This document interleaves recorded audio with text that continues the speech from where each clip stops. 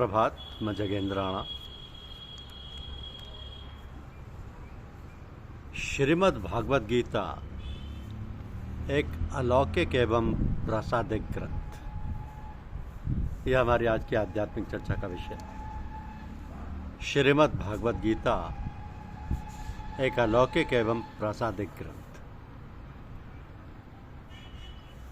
देखिए, श्रीमद् भागवत गीता जी पर टीका टिप्पणी, रसपूर्ण अर्थ या भाव का उद्घाटन आदि तो दूर, अभी भी हमारे समाज में ऐसे बहुत से लोग हैं जो गीता जी के श्लोकों का शुद्ध पाठ नहीं कर पाते।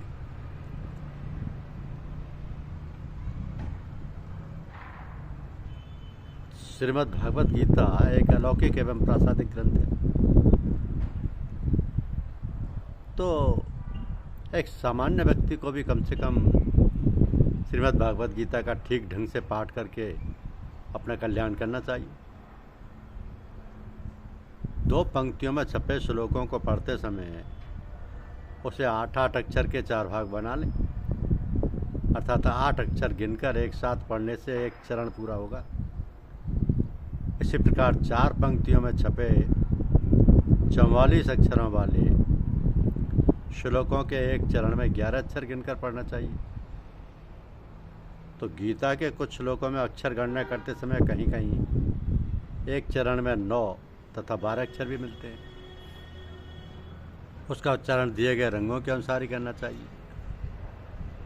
तो श्लोकाक्षरों की गणना में आधा अक्षर अर्थात हलंत अक्षर की गणना नहीं करनी चाहिए। 8 अक्षर और 11 अक्षर की गिनती करते समय पूर्ण अक्षर को ही गिनना चाहिए। गीता जी का सही उच्चारण सीखने वाले सामान्य पाठकों की सुविधा के लिए प्रत्येक चरण के कठिन शब्दों को सामयिक चिन्हों से छापा गया, ताकि पाठकों के श्लोक को पढ़ने और उसके भाव समझने में ज़्यादा सरलता हो। 12 पुराण में आया है कि नित्य गीता जी का पाठ करने वाले मनुष्य का पतन नहीं होता है। इसलिए गीता जी का नित्य पाठ यथासंभव अवश्य करना चाहिए। वास्तव में श्रीमद् भागवत गीता का महात्म्य है वाणी द्वारा वर्णन करने के लिए किसी का सामर्थ्य नहीं है, किसी का नहीं, क्योंकि एक परम रहस्यमय ग्रंथ है। इसमें संपूर्ण वेदों का सार संग्रह किया गया है। इसकी संस्कृत इतनी सुंदर और सरल है कि थोड़ा अभ्यास करने से मनुष्य उसको सहज ही समझ सकता है, परंतु इसका आशय इतना गंभीर है कि आजीवन निरंतर अभ्यास करते रहने पर भी उसका अंत नहीं आता। तो प्रतिदिन नए नए भाव उत्पन्न होते रहते हैं, इससे सदैव नवीन बना रहता है। एवं एकाग्रचित्त होकर श्रद्धा भक्ति सहित विचार करने से इसके पद पद में परम रहस्य भरा हुआ प्रत्यक्ष प्रतीत होता है। तो भगवान के गुण, प्रभाव और मर्म का वर्णन जिस प्रकार गीता शास्त्र में किया गया है, वैसा अन्य ग्रंथों में मिलना कठिन है, क्योंकि प्राय ग्रंथों में कुछ न कुछ सांसारिक विषय मिला रहता है। भगवान ने श्रीमद् भागवत गीता रूप एक ऐसा अनुपमेय शास्त्र कहा है जिसमें एक भी शब्द सदुपदेश से खाली नहीं है। श्री वेदव्यास जी ने महाभारत में गीता जी का वर्णन करने के उपरांत कहा है कि गीता सुगीता करने योग्य है, अर्थात गीता जी को भली प्रकार पढ़कर अर्थ और भाव सहित अंतःकरण में धारण कर लेना मुख्य कर्तव्य है, जो कि स्वयं पद्मनाभ भगवान श्री विष्णु के मुखारबिंद से निकली हुई है।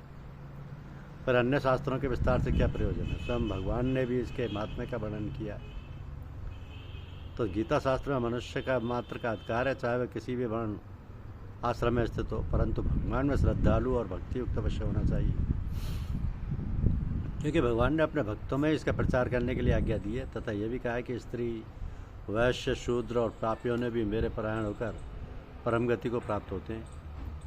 तो अपने अपने स्वाभाविक कर्मों द्वारा मेरी पूजा करके मनुष्य परम सिद्धि को प्राप्त होते हैं। इन सब बातों पर विचार करने से ही ज्ञात होता है कि परमात्मा की प्राप्ति में सभी का अधिकार है, परंतु उक्त विषय के मर्म को न समझने के कारण बहुत से मनुष्य, जिन्होंने श्री गीता जी को केवल नाम मात्र ही सुना है, कह दिया करते हैं कि गीता तो केवल सन्यासियों के लिए ही है। वे अपने बालकों को भी इसी भय से श्री गीता जी का अभ्यास नहीं कराते कि गीता के ज्ञान से कदाचित लड़का घर छोड़कर सन्यासी ना हो जाए।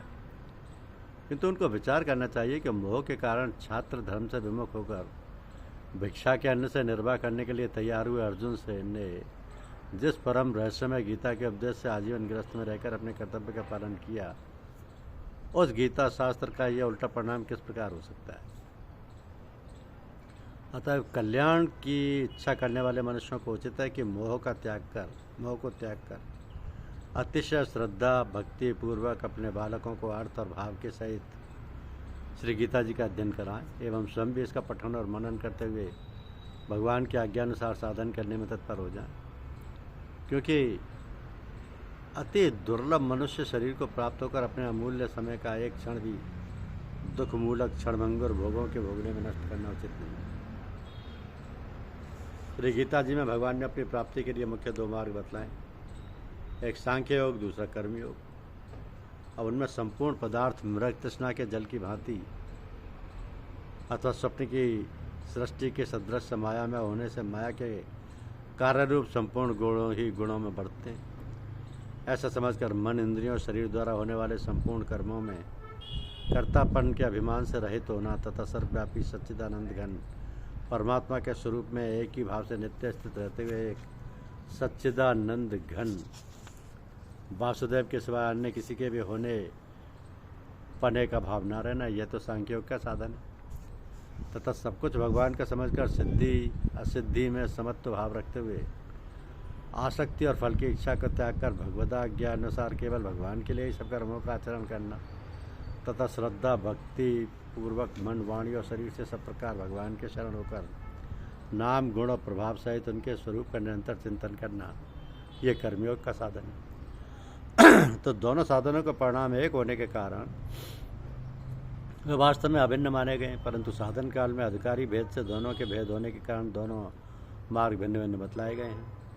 इसलिए एक पुरुष दोनों मार्गों द्वारा एक काल में नहीं चल सकता। जैसे श्री गंगा जी के जाने के लिए दो मार्ग होते हुए भी एक मनुष्य दोनों मार्गों द्वारा एक काल में नहीं जा सकता। उक्त साधनों में कर्मयोग का साधन संन्यास आश्रम में नहीं बन सकता, क्योंकि संन्यास आश्रम में कर्मों का स्वरूप से भी त्याग कहा गया है, और सांख्य योग का साधन अभी आश्रमों में बन सकता है। यदि कहो कि सांख्य योग को भगवान ने संन्यास के नाम से कहा है, इसलिए उसका संन्यास आश्रम में अधिकार है, संन्यास आश्रम में ही अधिकार है, गृहस्थ में नहीं, तो ये कहना ठीक नहीं है। क्योंकि दूसरे अध्याय में श्लोक 11 से 30 तक जो सांख्यनिष्ठ का उपदेश किया गया है, उसके अनुसार भी भगवान ने जगह जगह अर्जुन को युद्ध करने की योग्यता दिखाई है। यदि गृहस्थ में सांख्योग का अधिकार ही नहीं होता तो भगवान का इस प्रकार कहना कैसे बन सकता था।